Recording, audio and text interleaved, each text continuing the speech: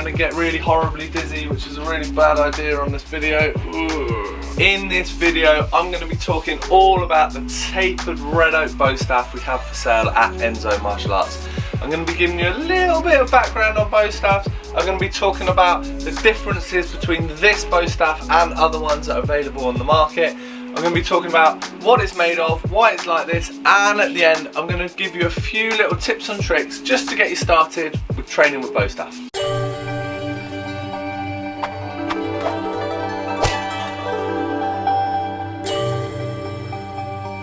Hi, my name's Doug Swift. I've been doing martial arts for the past 33 years and the owner of Enso Martial Arts for the past 16 years.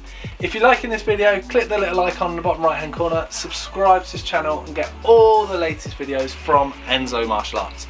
So let's get into this video and learn all about the tapered red oak bow staff. So you find long sticks like this, like almost human length-ish sticks all across martial arts. You find them all over Asia, dotted about all over the place. You also find them all across like Africa and all in European martial arts. I mean, really it is just a stick, so it's something that you can just pick up if you don't have one. It's something to easily make and train with. It's also relatively replaceable if you did end up breaking one. So yeah, it's something that pops up in martial arts all over the place. And in terms of techniques, they obviously vary quite a lot in the application, but in terms of moving the stick and how you strike with the stick, there's quite a lot of similarities. I guess there's only one way to skin a cat, as it were. Now this is the tapered red oak bow staff. So as a bit of the name suggests, it's made out of red oak, which is a super durable, really hard wearing, relatively inexpensive wood. So you get a lot of martial arts weapons made out of this. It's sort of become the standard in a way for martial art weapons, and you see them all across the board. So you see them in Chinese, in Japanese, in Korean, and then you do see them popping up in other places too. But yeah, it's definitely become the standard for a lot of martial arts but training weapons. Now the main feature of this is also in the name, which means it's tapered. So it's thinner at one end, well, it's thinner at both ends, and then it's much thicker in the middle. So usually the bit you hold as standard is a little bit chunkier and then it gets thinner. As far as I can tell, the main reason for this is just weight. So it's all about weight. There's no other real purpose. I mean, there could be an argument that in the old days when people were carrying water, you want a nice thick bit on your back and lighter bits on the ends for carrying water.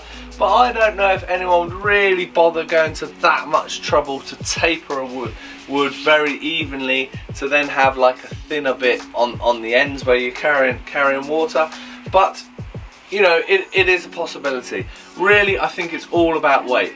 So when you've got these thinner ends, obviously it's a lot less like material moving through the air, but you've obviously got a lighter stick as well.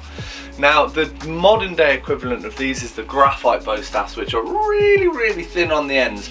This was the standard for lighter bow staff in Japanese and Korean arts maybe about 10-15 years ago. Nowadays some of those styles are moving over to the graphite ones because they're even lighter and even faster. But yeah, if you want the kind of what was perceived as traditional bow staff for those particular styles, this is the one.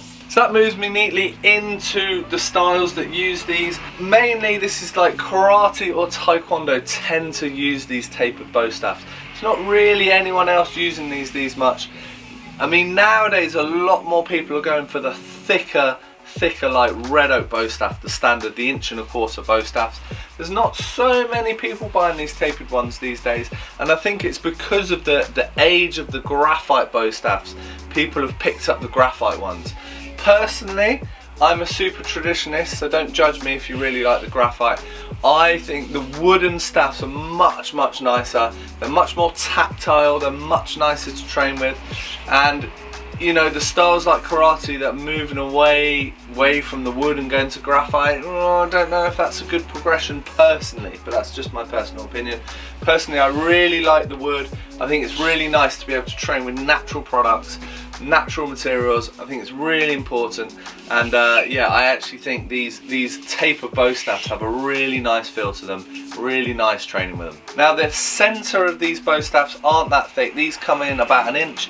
It's coming in around 1 inch, sort of 33 centimeters, 32 centimeters, something like that. Relatively thick, not super skinny, but I mean, if you're going for a tapered bow staff like this, you do want it to be fairly lightweight.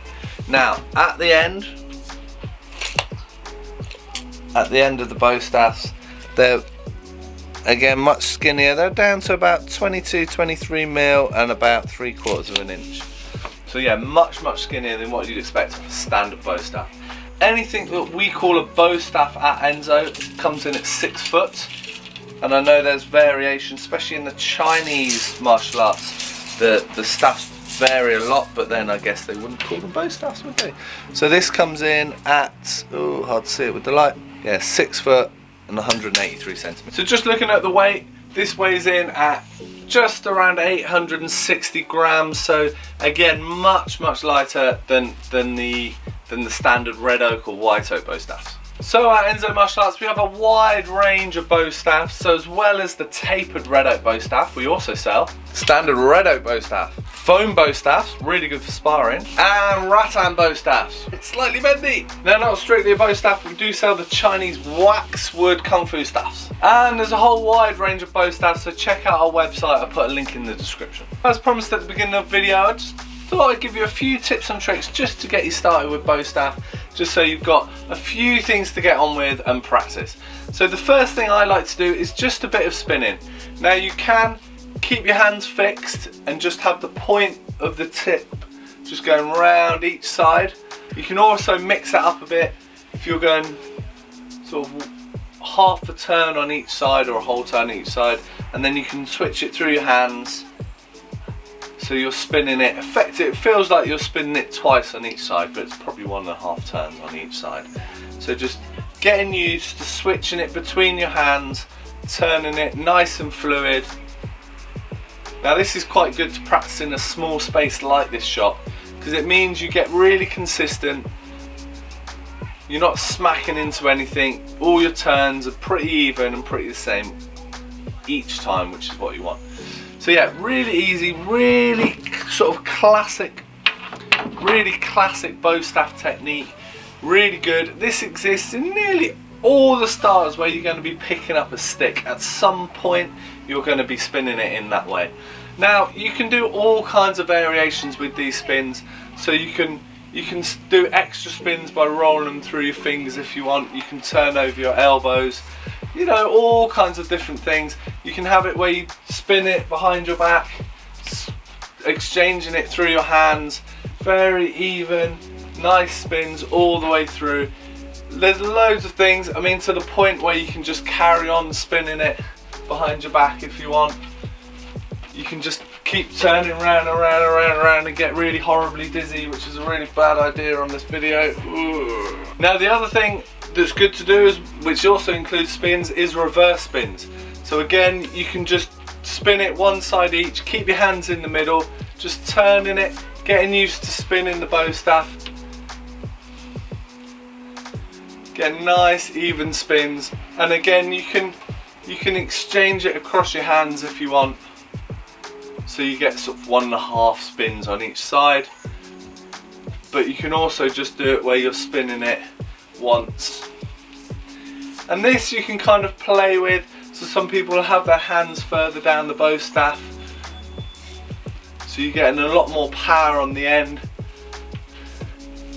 and some people want a nice even spin, and again switching it through your hands so you're getting more spins on each side. So it's just about playing with it.